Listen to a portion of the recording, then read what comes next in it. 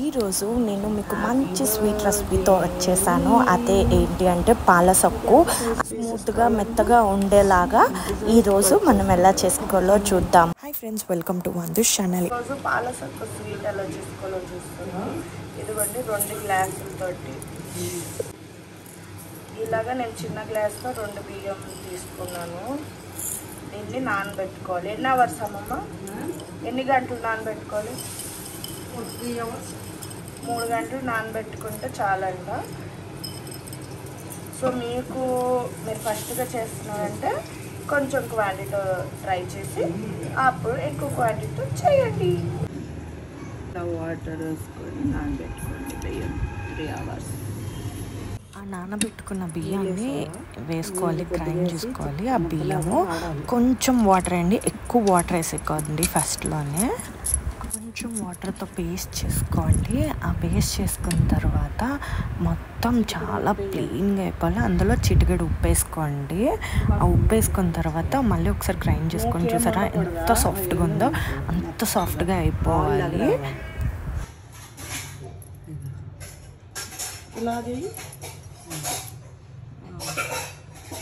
ఓకేం లేకుండా ప్లెయిన్ నున్నకి చేసేయాలి. ఇది చూడు స్మూత్గా ముద్ద తీస్తాం.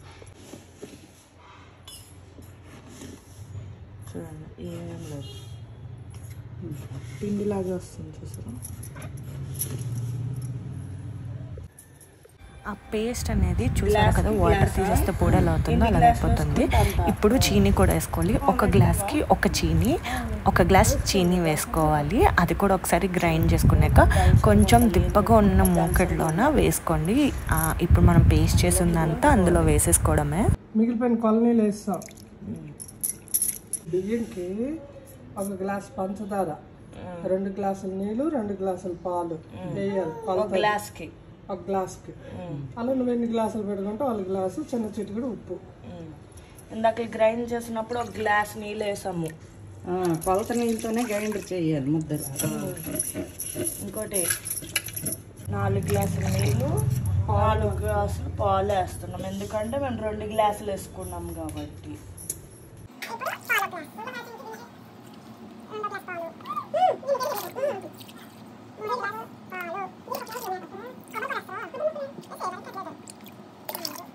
ఇక్కడ నేను వీడియో తీస్తుంటే మా అమ్మ వంట చేస్తుంటే మా బాబు ఇంకా మా డాడీకి ఎత్తుకోమని చెప్తాడు. ఎత్తుకొని చూపించాలంట కిచెన్లో మేము ఏం చేస్తున్నాము అని. వాడికి అందరు ఎక్కడ ఉంటారో అక్కడే ఉండాలి అని అనుకుంటాడు. సో చూసారా, ఇక్కడ వీడియో తీస్తుంటే ఇంకా లాగేస్తున్నాడు ఫోన్ని.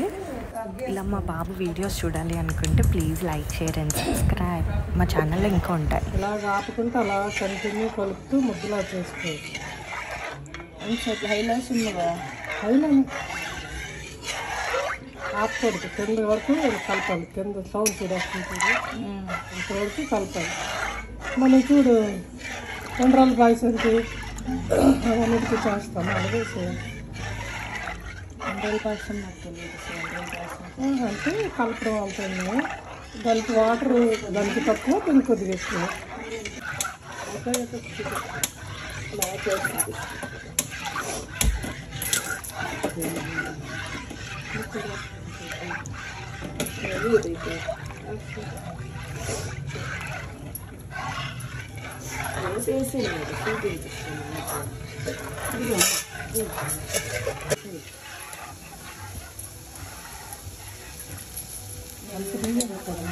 ముక్కలు నీటిలో వేసేసి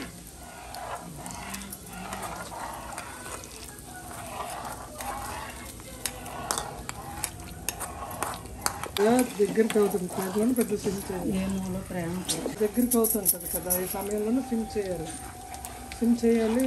కంటిన్యూ అలాగ ఆపకంటే అలా కలుపుతుండాలి.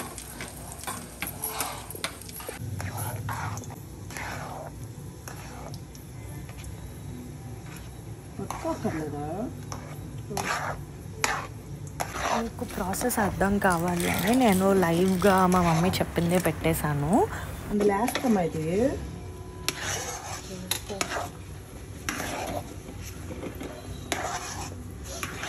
అంతేనా? ఇంకా ముద్ద అవ్వాలా?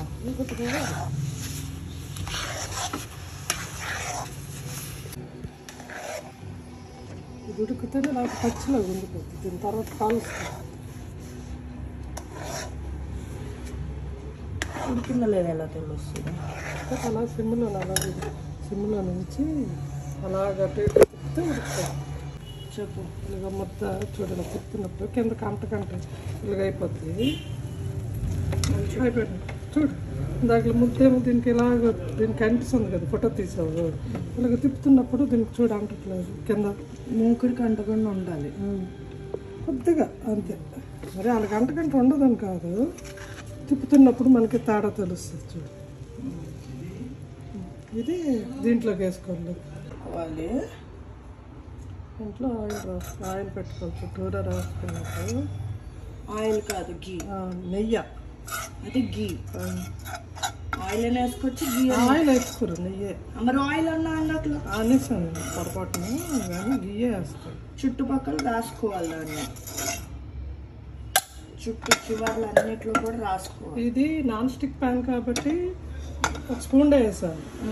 మామూలుగా ఇంకోటి అయితే కొద్దిసేపు ఉడికాక ఇదైనట్టు ఉంటుంది కదా, ఎగినట్టు. మళ్ళీ కొద్దిగా వేస్తాం. వెంటనే వేసుకోవాలా చల్లగా వేయాక? వెంటనే వేయాలి. ప్యాన్లోనా?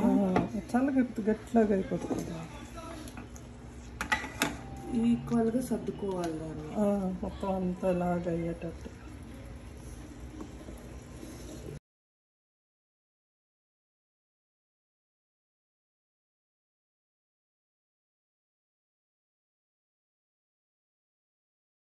ఇప్పుడు చేసుకున్న పేస్ట్ని ఇందులో ఈక్వల్గా సర్దుకోవాలి, చుట్టూ రావాలి. మీకు అది సరిగ్గా అవ్వట్లేదు అనుకుంటే, అంటే ఇప్పుడు చేస్తున్నట్టుగా మాకు అవ్వట్లేదు అన్నప్పుడు కొంచెం గీ వేసుకోండి. దాని మీద గీ వేసుకొని ఆ గీ తోటి పామితే మీకు ఈక్వల్గా సర్దుతుంది. ఆ పేస్ట్ అంతా ఈక్వల్గా రావాలి. ఎందుకంటే కింద రోస్ట్ లాగా అవ్వాలి కదా, ఆ రోస్ట్ లాగా అవ్వాలి అంటే మనం ఈక్వల్గా పెట్టుకోవాలి పేస్ట్ని.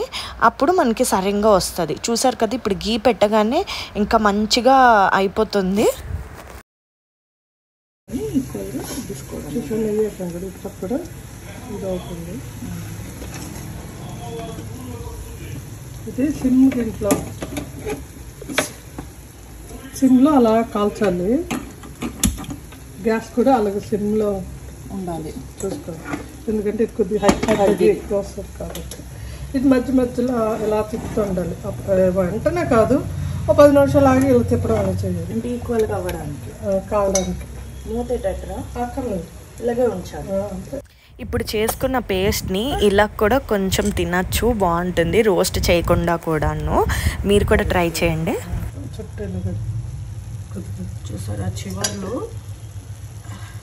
రెడ్డిష్గా వచ్చింది కదా, అంటే ఇంకా ఆపేయచ్చు. మీద కూడా కలర్ మారింది. మీకు ఫ్లాష్ లైట్ వల్ల తెలుస్తుంది లేదా నాకు తెలీదు. ఈ మిడిల్లో మా బాబు చూడండి,